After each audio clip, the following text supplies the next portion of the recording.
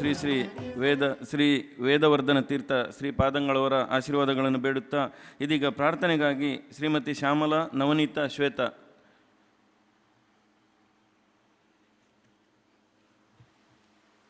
ಮಂತಭಾಷಧರಂ ದಿವ್ಯಾರ್ಭಕಾಕೃತಿಂ ಶಿಖಾಬಂಧತ್ರಯೋಪೇತಂ ಭೈಷ್ಮೀ ಮಧ್ವಕರಾರ್ಚಿತಂ.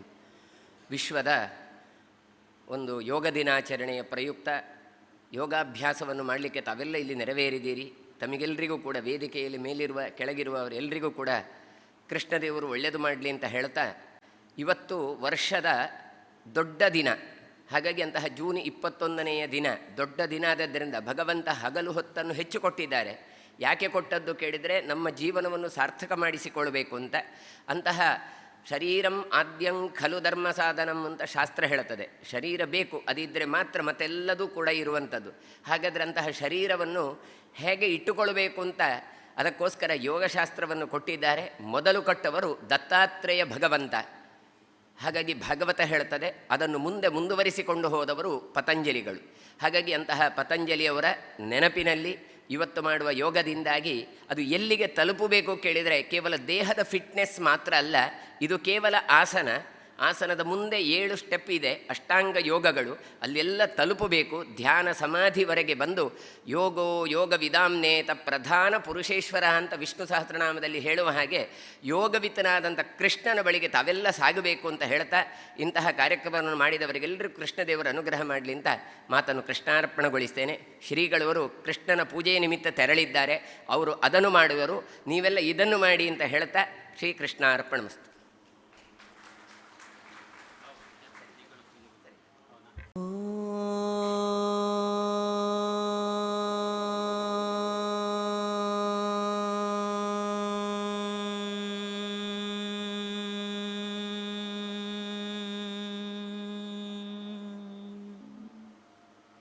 ದೀರ್ಘ ಶ್ವಾಸ ಒಳಗೆ.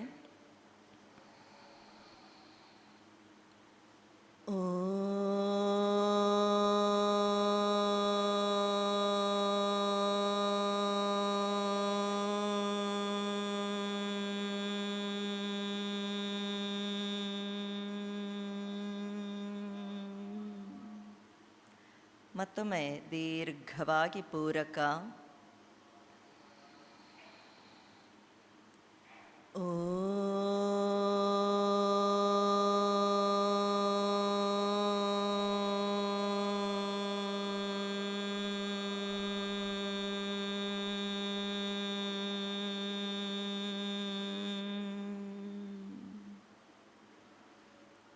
ಕೈಗಳಲ್ಲಿ ನಮಸ್ಕಾರ ಮುದ್ರೆ. ಪ್ರಾರ್ಥನೆ ಹೇಳಿಕೊಡ್ತೇನೆ, ಮತ್ತೆ ಅನುಸರಿಸೋಣ.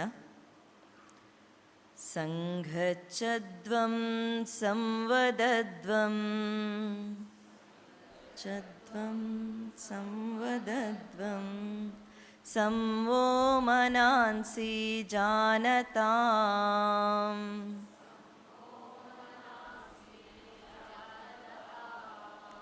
ದೇವಾಭಾಗಂ ಯಥಾ ಪೂರ್ವೇ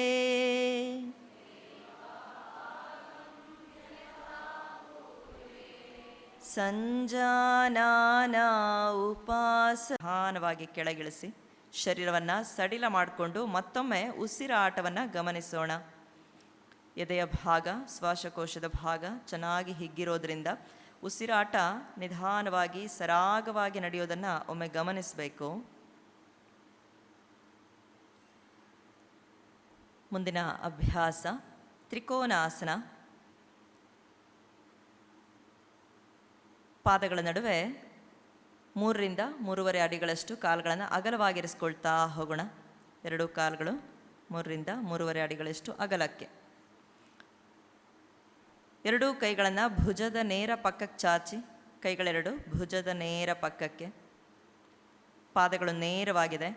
ಕೈಗಳನ್ನು ಚೆನ್ನಾಗಿ ಪಕ್ಕಕ್ಕೆ ಕೆಳಕೊಳ್ತಾ ಎದೆಯನ್ನು ಹಿಗ್ಗಿಸ್ಕೋಣ. ಈಗ ನಿಧಾನ ಬಲ ಪಾದವನ್ನು ಪೂರ್ತಿಯಾಗಿ ಬಲ ದಿಕ್ಕಿಗೆ ತಿರುಗಿಸಿ. ನಿಮ್ಮ ಬಲ ಪಾದವನ್ನು ಪೂರ್ತಿಯಾಗಿ ಬಲ ದಿಕ್ಕಿನ ಕಡೆಗೆ ತಿರುಗಿಸಬೇಕು. ಎಡ ಪಾದ ಸ್ವಲ್ಪ ಒಳಮುಖವಾಗಿ ತಿರುಗಿರಲಿ. ಬಲ ದಿಕ್ಕಿನ ಕಡೆಗೆ ಸ್ವಲ್ಪ ಒಳಮುಖವಾಗಿ. ಸೊಂಟದ ಮೇಲ್ಭಾಗ ತಿರುಗಲಿಕ್ಕಿಲ್ಲ, ಸೊಂಟದ ಮೇಲ್ಭಾಗ ನೇರ ಮುಂದಕ್ಕಿರಬೇಕು.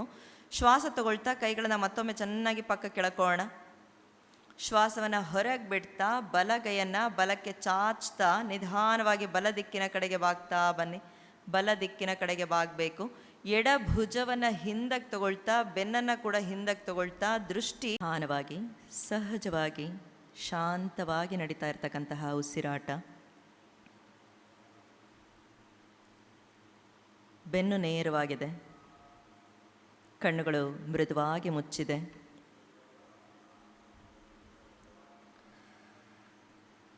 ದೀರ್ಘ ಉಸಿರಾಟದೊಂದಿಗೆ 3 ಬಾರಿ ಓಂಕಾರವನ್ನು ಹೇಳೋಣ. ಒಮ್ಮೆ ಪೂರ್ತಿಯಾಗಿ ಉಸಿರು ಹೊರಗೆ, ನಿಧಾನ ದೀರ್ಘವಾಗಿ ಶ್ವಾಸ ಒಳಗೆ, ಶ್ವಾಸವನ್ನು ಹೊರಗೆ ಬಿಡ್ತಾ ಓಂಕಾರವನ್ನು ಪ್ರಾರಂಭ ಮಾಡಿ.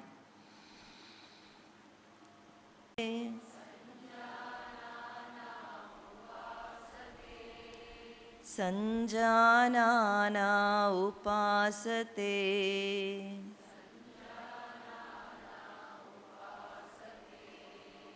ಸಂಜಾನಾನಾ ಉಪಾಸತೆ.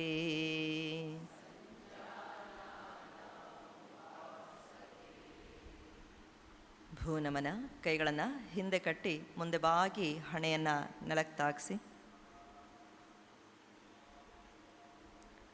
ನಿಧಾನ ಮೇಲೆ ನಿಂತ್ಕೊಳ್ಳೋಣ. ಉತ್ತಿಷ್ಟ.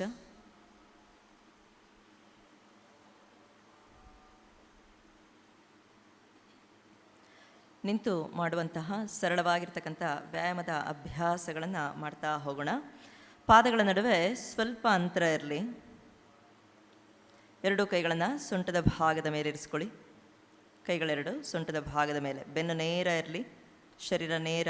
ಕುತ್ತಿಗೆಯನ್ನಷ್ಟೇ ಸಡಿಲವಾಗಿರಿಸ್ಕೊಳ್ತಾ ನಿಧಾನವಾಗಿ ಕುತ್ತಿಗೆಯನ್ನು ಮುಂದೆ ಬಾಗಿಸಬೇಕು. ಏಕಾಂ, ಕುತ್ತಿಗೆ ಮುಂದಕ್ಕೆ. ದ್ವೇ, ಹಾಗೆ ಕುತ್ತಿಗೆ ಹಿಂದೆ. ಏಕಾಂ, ಉಸಿರು ಬಿಡ್ತಾ ಕುತ್ತಿಗೆಯನ್ನು ಮುಂದೆ ಬಾಗಿಸಿ. ದ್ವೇ, ಉಸಿರನ್ನು ತಗೊಳ್ತಾ ಕುತ್ತಿಗೆ ಹಿಂದಕ್ಕೆ. ಏಕಾಂ, ಉಸಿರು ಬಿಡ್ತಾ ಮುಂದೆ. ದ್ವೇ, ಉಸಿರನ್ನು ತಗೊಳ್ತಾ ಹಿಂದೆ. ಏಕಾಂ, ದ್ವೇ, ಏಕಾಂ, ದ್ವೇ, ಏಕಾಂ,